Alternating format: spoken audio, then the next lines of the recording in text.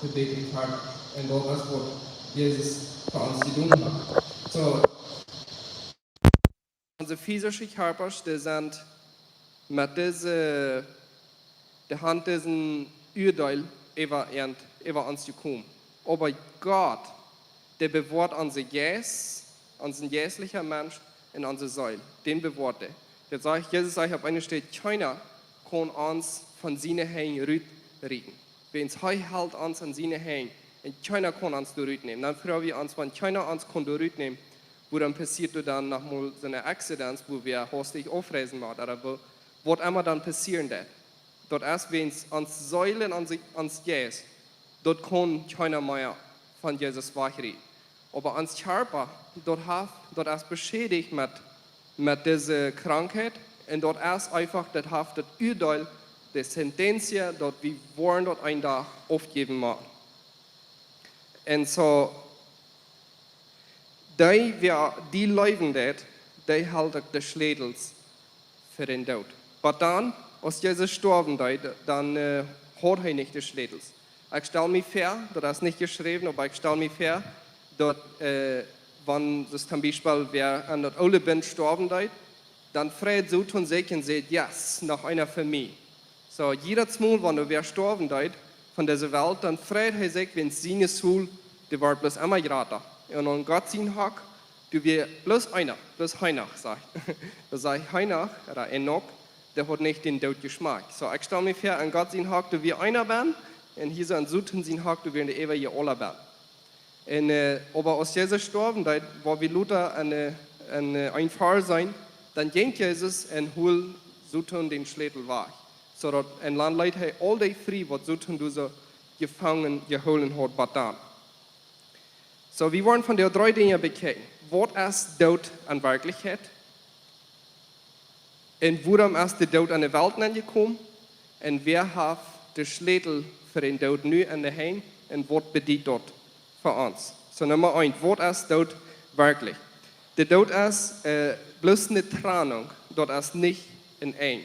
Für die, was wir an Jesus glauben, ist der Tod bloß eine Trennung. Und das sage ich ich will an seinem Vers lesen, in Jakobus Kapitel 2, Vers 26.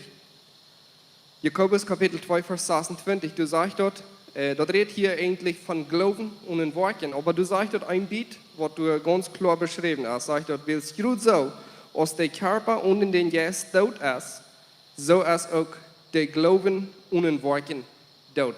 So, der Körper, mein Körper hier so, wenn der so froh, dass der Geist hier wird rausgenommen worden, dann fällt dort an so eine Lage lösch. Dann ist mein Körper, dann ist kein Leben mehr da. Und so, wenn der Tod ist in Wirklichkeit nicht mehr Tod für uns, sondern dort leben wir, was wir an uns haben, Säulen Geist, dort wird rausgenommen und der Körper, der bleibt leerig liegen.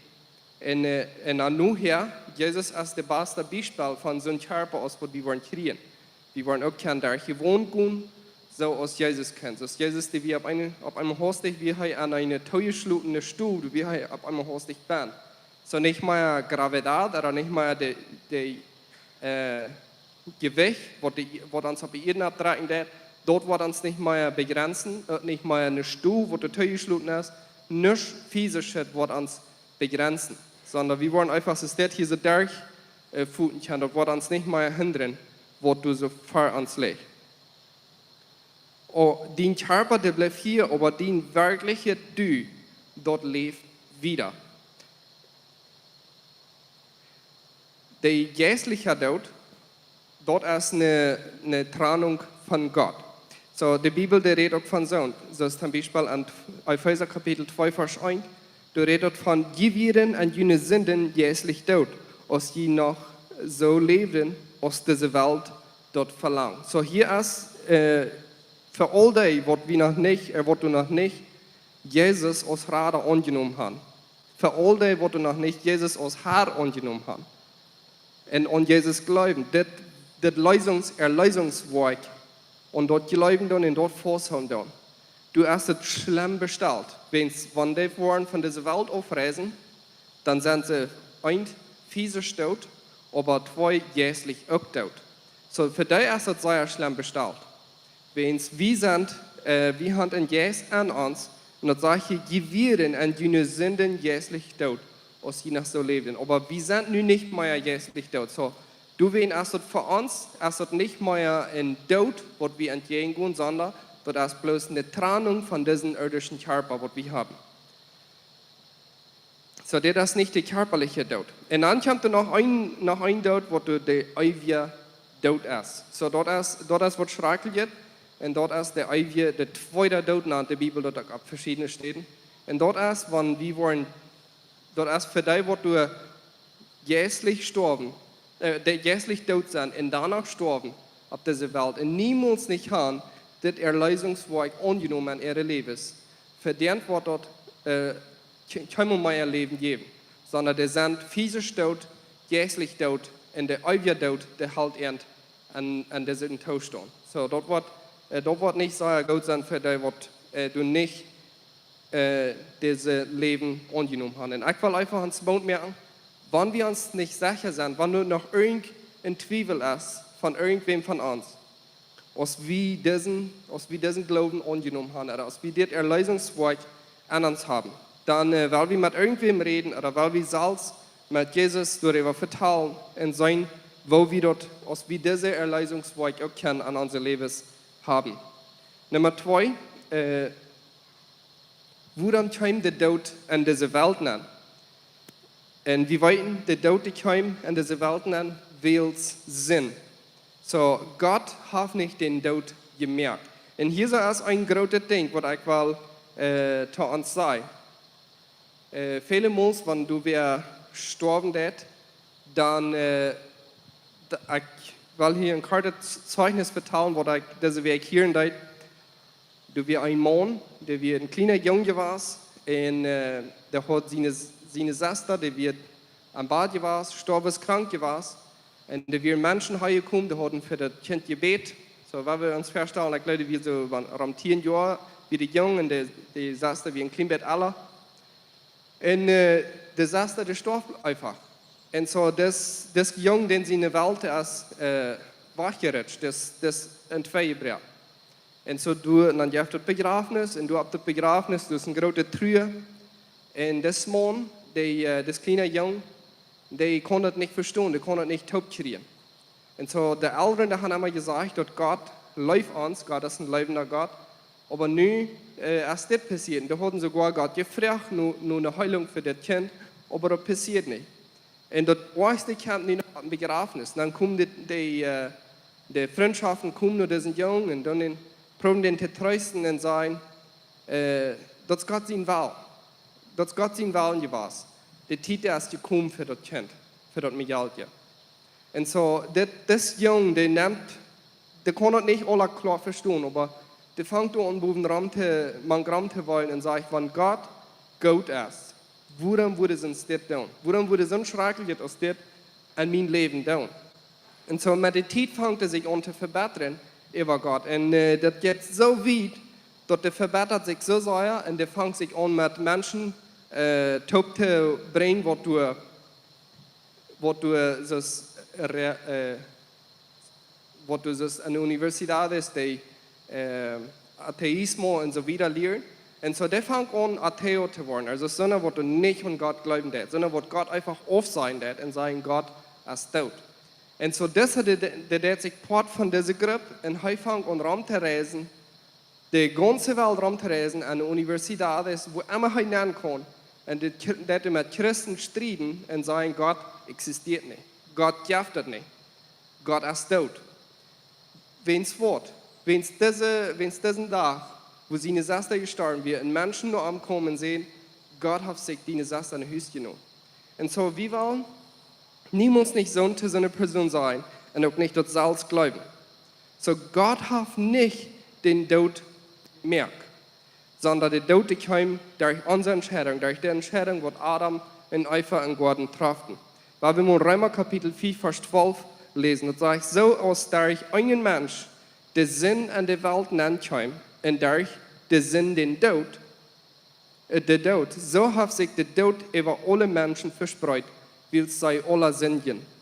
So, der Tod ist einfach über uns verspreut, weil wir alle sündigen. Und du hast nichts, was das kann wahrnehmen. Sondern uns Körper, den muss wir einen Tag aufgeben und den für einen anderen Körper vertuschen. So, dort ist eine Fall von der Sinn. Und dort ist nicht Gott sein Plan. Dort ist niemals nicht Gott sein Plan. So, dort ist Gott sein erster Feind. Gott ist ein Gott von Leben und nicht ein Gott von Tod. So, kriegst du es wie, uns ja dort nicht scheuen, von Tod zu reden. Das ist immer unmöglich. Auch von dir, das ist unmöglich, dort wie der Thema hier so haben. Aber ich glaube, das ist ein sehr, sehr wichtiger Thema. Und ich glaube, das wird dort wieder von reden. Dort ist wichtig, dort wieder von reden.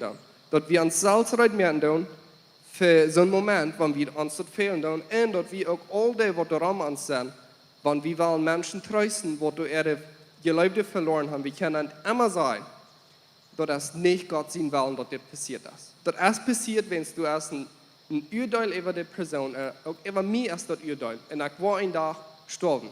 Mein Körper war ein Tag gestorben. Wenn das Urteil das erste über uns gesprochen und das jetzt nicht treten dann. Aber das gute Ding ist, dass uns Jesus und unsere Säule, die lebt kriegt so wieder. Und noch das bessere Ding ist, wir kriegen einen ganz neuen Körper, einen besseren Körper. So, aber dort diese Person hier aufgereist ist, dort ein Accident gestorben ist, so was immer da passiert ist, dort ist nicht Gott sein Willen. Dort kann nicht Gott sein Willen sein. Wenn es tot ist, Gott sein erster Feind. Kriegst du, dass das auch mein erster Feind ist. Wir leben, wir gleichen Leben und wir gleichen nicht tot. Und Gott gleich auch leben, er gleich nicht tot. So, das ist, was wir dann diese Person sein kann und irgendjemand helfen kann. So, dort ist uns gerade der Feind. Dort stellt unsere Gelegenheiten, das, wo wir noch viel uns fähig haben zu leben und zu erjagen in dieser Welt. Dort stellt dort wach. Dort stellt gute Momente wach. Dort stellt unsere Geliebte wach. Und dort einfach alles kaputt machen, was wir leben und was uns wichtig ist. Und dort ist auch Gott sein geradster Feind. Ich will uns einen Vers lesen in Johannes Kapitel 10, Vers 10. Das redet hier wohl nicht von so tun, aber dort sagt hier Johannes 10, Vers 10, den kennen viele von uns, und sagt, ein Stehler ist bloß gekommen, um zu stehlen, zu schlachten und eine Grund zu bringen. Aber Jesus sagt, ich bin gekommen, dort Leben zu bringen und dort sei dort voll abhaben sollen. So Jesus als Leben und er ist gekommen, dort Leben zu bringen. Und hij leeft, en hij is leven en hij leeft leven. En dan wordt irgendwer mir diesen Vers abbringen. Habe ich viele Mal gehört. Vielleicht kann je den, vielleicht kann je den nicht. In Psalm 116, Vers 15. Psalm 116, Vers 15, den wird immer für uns diese Geschichte gebraucht, für uns diese Zeit. Dort sagt, seine Helge er dort, als beim Herrn sehr wertvoll. Das wird der Fall sein. Den sein, kann ich das lesen, vielleicht kann ich den, vielleicht auch nicht. Aber das ist ein Fall, wo der immer wird abgebracht und gesagt, Gott hat diese Person höchst geraubt und wenn es Gott, der Tod ist viel wert für seine Helden. Und ich will hier sagen, was in Wirklichkeit, wenn wir den ganzen Kapitel wollen lesen, dann wollen wir verstehen, was in Wirklichkeit das Fall sein will. Das Fall will in Wirklichkeit sein, dass Gott läuft dort, wenn seine Helden nicht einmal ihr Leben festhalten, hat achten aus arm. Also Gott läuft dort, wenn seine Helden ihr Leben angeben und sich sogar Leuten anbringen und dort merken, für Christus seine Leute. Das ist zum Beispiel Jesus selbst. Er gibt sein Leben ab für Leute. Er gibt sein Leben ab für das Evangelium. Er gibt sein Leben ab für die Leute, die er für Gott hat. Und so sind verschiedene Martyrer, die du nun her oder auch vorher, die ihr Leben haben abgegeben für die Leute für Christus. Und dort ist, was Gott leben wird. Dort ist, was das falsch sein wird. Gott lebt nicht tot. Und Gott der dort immer wollen, wenn du so wer aufreisen wird, wenn du so wer sterben wird. Und Gott der trüht mit dem, was dort schwer wird an so eine Tiden. Und Gott gleich nicht tot, sondern Gott gleich Leben in Gott ist, in Gott von Leben. So, heu hat auch wem geschickt, wo diesen Tod vernichten wird. So, wenn wir uns Nummer 3 mal bekennen, sag ich, und wenn wir uns einen Vers lesen, in Offenbarung Kapitel 1, Vers 18, mein bester Vers, dort sage ich sehe das Leben ja. Ich wir tot, aber kijk, ich lebe auf einmal in ewig und habe die Schleutels zum Tod auch zu dem Totenreich. Amen.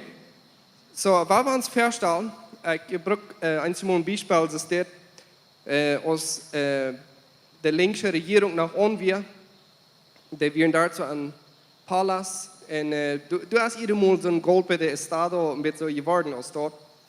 Aber wenn wir uns vorstellen, dazu an der linken Regierung, du am Palacio, du am Polos, wo du an La Paz sind, von du wurden alle Gesetze geschrieben worden und rückgegeben worden, so und so wird Bolivien regiert und so, da mit Bolivien, also mit Kontrolle, ja. So, dann, wenn wir uns vorstellen, du hast eine Person, die will der Regierung rückfordern, dass sie abgeben und dass sie die Kontrolle da abhören mit dieser Kontrolle zu üben über die Menschheit. So, diese Person, die geht dazu, La Paz, du sie geht hier am Polos nennen, an dem Palacio nennen, und du so steht hier von Ungesagt zu Ungesagt mit Luis Arce. Und er fordert diese Person durch und sagt, du wirst diesen und diesen Gesetz wirst du nie ändern. Und ich will hier nicht weggehen, bis du das geändert hast. So, diese Person ganz allein dazu an den Polos für alle Gesetzesmerker oder was immer, für alle Hochhäuser und Plitzen und sogar Scheitgewehre sind. Das ist sehr unbeschützt. Das ist sehr eine gefährliche Stadt, wo er sind steht. Aber er geht dahin und er redet mit den Luis Arce und er berät den, dass der wird das Gesetz andrehen, dass der wird eine reiche Regierung aufhängen, was man sagen. Das wird Jesus tun. So tun, der wir da auf seine steht, auf seinen Fleck, an seinen Polos, wo er regieren tut, von wo er alles regieren tut, du sollst er auf seinen Thron. Jesus, der soll auf seinen Thron an der anderen Seite. Und weil wir uns vorstellen, so tun der Hort, aber dann hat er die Schlädels, wenn es Adam und Eva hatten, an die Schlädels gegeben, für den Tod. Und so tun der Hort einfach, der kann nehmen, was immer er will. Er hat die Schlädels, er hat das Reich. Und nun geht Jesus von seinem Stab, von seinem Thron rauf und stellt sich vor so tun, seinen Thron, wo bloß er allein vor so tun steht. Und er fährt so tun rüt. So lang.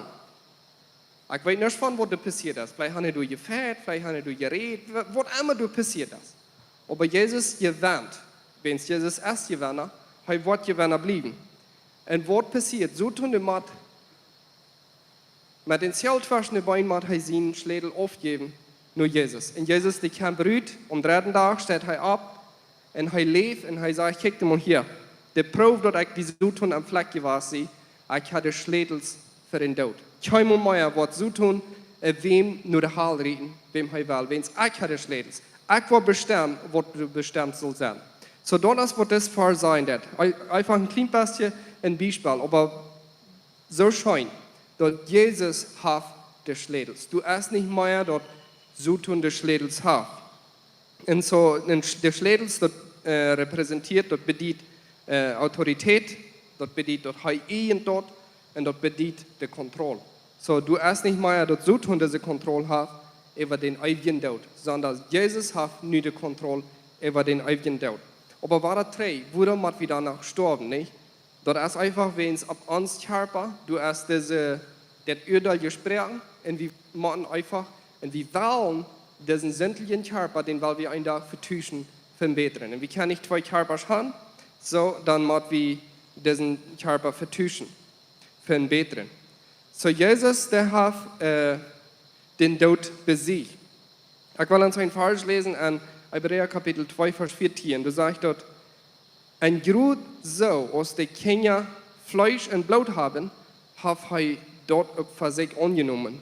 Durch seinen Tod will er durch den bösen Feind kraftlos merken, der dann die Gewalt über den Tod hat. So Jesus, dat sagt hier, so tun hat, aber dann hat er die gewollt über den Tod. Und dadurch, dass er sich Körper und Blut nahm, Fleisch und Blut nahm, und ein Mensch ward, und dass er krank so ward als wie, dadurch dort will er so tun, kraftlos merken, sagt die Bibel. So Jesus, der braucht die Autorität, was Jesus was so tun, was dann hat, ja. Und der Probe dafür ist, dass er vom Tod absteht. So Jesus steht vom Tod ab, und dort ist der Probe dafür, dass der Tod nicht holen kann, dass er des Schädels hat für den Tod, dass er den Sutton des Schädels wahrgenommen hat für den Tod. Aus Nummer 4, was bedient er dann von dir für uns, wenn Jesus der Gewinner ist? Wir dürfen uns nicht mal fürchten, für was du am Kommen bist. Wenn Jesus der Haft unsere Zukunft an seine Hände, Jesus der weiß, was mit uns passieren wird. So wir dürfen uns nicht mal fürchten. Vers 15, Hebräer Kapitel 2, du sagst dort, und du machst mir kein frei, da ihr Leben lang und todesfähig versklavt werden. Und todesfähig dort ist, wenn du mal wirklich kicken, der ist even ab uns von dir. Wenn wir nicht wollten, was am Kommen ist, wir sind unfähig. Und in Wirklichkeit, wenn wir nur gerufen, der Fähig, was wir haben, dort ist eine todesfähig. Wir haben Angst, wir wollen nicht genug verdienen und wir wollen mal an Tod hungern. Stimmt das oder nicht? Wir haben Angst, wir wollen krank werden und wir wollen sterben daran. So alles, was wir tun, Pharmazien, was wir abstellen, und große Wirtschaften, was wir abstellen, Geschäften, wenn wir mal nur gerufen tun, das hat irgendwo zu tun damit, dass wir wollen nicht sterben. Aber Jesus, der hat uns nun die Macht gegeben, dass wir nicht mehr dürfen, unter diese Furcht leben, sondern er weiß, was unsere Zukunft hält. Er weiß, was und er hat die Zukunft an seiner Hand. Wenn ein Christ sterben wird, dann hat er einen Treffen mit Jesus. Und dort ist nicht mehr der Monster oder das gewaltige Gespann, was uns den Tod bestimmen. Ich will uns in 2. Korinther Kapitel 5, Vers 5, in 2. Korinther Kapitel 5, Vers 1 bis 9 lesen. 2. Korinther Kapitel 4, Vers 1 bis 9, da sagt dort, wie weit denn aber, wann dort zahlt und wohnt wir hier auf dieser Welt leben, durchgebrochen wird, dann haben wir ein Haus im Himmel. Dort ist nicht von Menschen hingebaut, aber von Gott selbst und wird ewig bleiben. Willst wir dort weiter stehen wir und wir bangen uns nur, von unserer himmlischen Wohnung bekleidet zu werden. Dann sind wir bekleidet, nicht nirgends. Solange wir noch auf dieser Erde wohnen, haben wir sicher noch zu stehen, weil wir darüber sorgen, unsere irdische Körper nicht zu verlieren. Wir möchten lieber dort uns die himmlische Wohnung übergetragen wird, dort stoffliche und uns vom Leben übernommen wird. So, Paulus sagt hier, dass er würde lieber gleichen, dass sein himmlischer Körper einfach uns über diesen irdischen Körper getragen wird, dass wir nicht dürfen diese Trennung erleben. Das wird Paulus sagen. Gott selbst aber merkt uns von der Reut und hat uns all seinen Jes als eine Untuling gegeben. Du wirst bleiben getrost, wie weit denn, solange wir in diesem Körper wohnen, sind wir noch nicht tüß beim Herrn. Wir leben noch an einer Zeit, wo wir glauben und nicht, wo wir sein. Wir sind aber ganz getrost. Wir würden viel lieber unseren Körper verluten und tüß beim Herrn sein, weil wir uns nur bangen. Wenn wir uns bangen, da wir uns mählichst am Tod gefallen und dann auch wir hier sind oder all tüß bei ihm. So, das ist, was Paulus sagt. Er würde lieber gleichen, all tüß beim Herrn zu sein, aber er war hier noch wieder am Gefallen, weil wir am Gott sind, wenn es was er für uns getan hat. Unsere ewige Zukunft ist sicher, so wir haben Hoffnung an ihm. Und so, solange wir hier sind, noch auf dieser Welt sind, solange wir hier sind, noch auf dieser Welt leben, dann haben wir eine Mission, dann haben wir eine Arbeit. Und das kriegt die Arbeit, die grootste Arbeit, die wir haben, ist mehr Menschen nur Gott zu wiesen. Dass mehr Menschen die Wahrheit kennenlernen, dass mehr Menschen nur ankommen. Wenn es dort nicht passiert wäre, wenn dort nicht so wäre, wo den Tag, wo du Jesus kennenlernen hast, wo du Jesus angenommen hast, den Tag, dann wirst du einfach keinen aufreisen, nicht? Dann würde es fertig sein. Das ist eine Geschichte, hier mal eine Predigt, dass wir eine harte Predigt sehen. Er wurde sehr lange über nur gedacht, und er wird auf den Beschluss gekommen, dass er will ein neues Ministerium anfangen, sonst das noch nicht gegeben hat. Und dort nennt sich das Abspielungsministerium. Also das Ministerium, das am Abspielen wir. Ministerio de Acceleración nenne ich dort auf Spanisch. Und er sagt, wo würde es schaffen? Na ja, er würde eine Evangelisation haben, Menschen würden fernkommen, die würden Jesus annehmen, und er wird irgendwo gebet worden, und ihre Leben werden gerat. Und dann würde er sagen, dann würde er zu denen alle sagen, na, nu wird ihr ein anderes Ministerium übernehmen. Und dann dort Ministerium, da würde dann diese auch stehen, und dann diese würden die wegladen und durchladen, und dann würden die nochmal Frauen aufstellen, sagen, dass sie wirklich gerat werden. Und wenn sie dann wirklich gerat werden, dann würden diese in Ängste wieder ein paar Menschen stehen mit ein paar Metralletas und würden ein Haus schauen. So, das ist, was er sagt, sind will er. Aber er sagt, nee, das schafft nicht. Wenn es dort wie gerat sind, du hast eine Ursache für. Dort wie nach länger leben, du hast eine Ursache für. Wir sind nicht bloß nur gerat und ist alles fertig, was wir in dieser Welt, zu was wir in dieser Welt gekommen sind. Sondern wir wollen Gott ihr in Herrlichkeit bringen, solange wir hier auf dieser Erde leben. So, und wir können mit einem taufertrüht leben, wenn es heu läuft uns. Und heu haft der Schlädels, heu haft die deren, heu kann dort tun, was heu will. So, heu ist uns Baster und heu ist uns tjernig. Und heu wird dort entscheiden, was heu will über unser Leben. Amen. So, ich will uns bis noch einmal sagen, wenn vielleicht habt ihr für welche Person bestimmt was Erinnerungen gebracht, dort ich von der Thema reden dort. Und dort ist auch mir nicht leicht, es ist allem ist es unmöglich, von uns der Thema zu reden. Und ich hoffe bloß, dass dort kann eine Lehre sein für uns alle. Und dass wir uns nicht mehr an den Anwesenheit sind, über was an uns Leben kommt, oder was vor uns liegt. Aber viel mehr ist dort, wenn wir mit einmal an der Zeit stehen, wo wir unsere Geliebte Aufscheid nehmen, dass wir wissen, was passiert ist. Dass wir wissen, du hast was Gutes passiert. Wenn es viele Mal wird uns diese Botschaft bloß auf Begräbnis gebracht, wenn alles durcheinander ist, sowieso nicht verstehen kann. Aber wir wollen uns heute merken, für so einen Moment, das ist über uns geschrieben und wir wollen alle mal an unsere Geliebte aufgeben einen Tag. Und das ist schrecklich, wenn das viel Zeit passiert und das ist niemals Gott sein Plan. Das ist niemals, dass Gott das so will.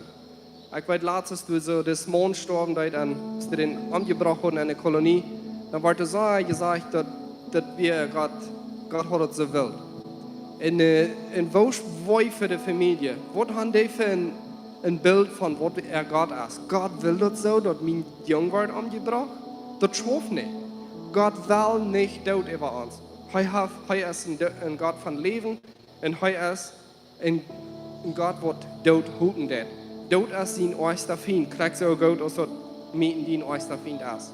Und so, was wir auch noch wollen tun, ist, wenn wir mit so einer Person taub sind, wo ihre Geliebte Hand mit Aufscheid nehmen, dann können wir ihn trösten. Wir können ihn helfen. Wir können ihn Tränen Gott wiesen und sagen, guck mal, Gott rat für dich. Wenn du nicht rühren lässt, Gott rat mit dir mit.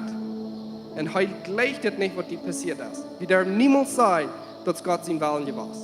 Sondern dort wird diese Person von Gott wegdrehen und nicht mehr an Gott aus dem lebenden Gott aus sein. Das sagen dann, wenn Gott so ein lebender ist, wo kann das passieren? Aber das ist nicht Gott sein Willen. Tod ist nicht Gott sein Willen. Und so wird auch keinmal nicht Gott sein Willen sein. Wir wollen eine schöne Zeit hier so haben mit Abendmahl. Und ich möchte einen Vers lesen aus Offenbarung Kapitel 3, Vers 20. Du sagst, das ist der. Kijk, ich stehe unter der in Peter an. wenn irgendwer meine Stamm hielt, in der opmerkt, bei dem, wo ich nennen können, en ovenkast met am holen en hij met mij. Jezus is een Jezus, wat du persoonlijk gaan wil. En ik wil ons een beetje in deze tijd aanbrengen, wo Jezus met de Jünger 3 jaar al geleefd had. En wo hij dan de laatste avondmaal met de Jünger top eten deed. Je schon mal war dat eenmaal dat jaar, dat naam zich dat Passamal, dat wordt eenmaal het jaar als een herinnering van dat ze uit Egypte geleid werden. Dat de Juden allemaal vele vrienden hebben gekregen en besonders familie. En dan wordt je viert en dan wordt je gegeten en dan wordt er immer nur gedacht, wat met Erfall in der Vergangenheit passiert wäre. Aber das war eine Zeit, wo sie wieder frisch eine Familie getroffen haben, wo sie wieder frisch taubgekommen sind aus einer Familie. Und Jesus, der sagte seine Jünger, sagte, ich habe so ein Verlangen gehabt, vor mein Leben noch einmal mit ihnen zu eten. Das hat sich mehr so, er sich nicht ganz sicher gewesen, was hat andere noch gut übrigen. Wenn es der Handel alle wen Handel schlecht gesagt, wo sie Jesus wollen vornehmen. Und Jesus der weiter. Und so Jesus der sagt, ich habe so ein Verlangen gehabt, das noch einmal mit ihnen zu erleben, vor ich leiden da. Und Jesus sagt dort, das Pfarrer sagt, ich stufe dir einen Klapper an. Und was ich hier will rütheben ist, sag ich, wenn die dir wollen aufmerken, dann will ich nicht kommen mit ihnen zu umgehen. Und so Jesus der ist der König über Königs. Jesus der steht dort hier. Aber zur selben Zeit ist er persönlich und er stellt sich mit uns gleich. Und er will uns gleich in die Augen checken. Er will uns fragen, wo geht ihr dort? Mit was hast du zu kämpfen? Wenn du mit irgendwo zu leiden oder zu kämpfen hast, dann wollen wir dort taub durchgehen. Ich will die am Schillerpfoten und wir wollen dort taub durchgehen. Ich sehe, hier besiegt die. Er will die gleich in die Augen checken und er will dort mit die taub gehen. Wenn wir noch mal Ja kriegen oder wir irgendein Lied eingeladen sind, wenn dort für bloß eine Zeit ist, wo wir spazieren gehen, das ist sehr gut. Aber wenn du eine Multit hast, wenn wir taub eten können, taub um einen da sitzen und uns taub anchecken und verteilen können, du hast immer eine sehr tiefe Gemeinschaft. Dann ist die Gemeinschaft so viel tiefer geknackt, wenn es wieder taub eten. Und ich gleich dort immer so, wenn wir besaßen August und ich gleich immer dort wie, fahr wie das Programm anfangen, dort wird alle taub mehr und ein Tag. Ich habe uns alle taub noch einmal anchecken und dann habe ich alle taub noch einmal ans mit gekeken, wo jeder einem das geht. Und das gibt eine tiefe Gemeinschaft, das gibt eine tiefe Konnexion, wenn einer taub eten wird. Und so das ist, was Jesus mit uns will. Er will uns sich gleichstellen, uns raufkommen an uns Niveau. Und er will mit uns taub durch das Leben gehen. Er will uns in die Augen checken. Und er will die Frauen und mich fragen, wo geht ihr dort? Mit was hast du dort schwor? Dann will ich dort mit die taub durchgehen. Und so, wir wollen uns hier an Kronsmärkten abstehen. Und wir wollen uns hier an zwei Reihenmärkten hier so verbiegen. Und die Musik wollen wir vielleicht ein bisschen abschieben. Und ich will, dass wir in diesem Moment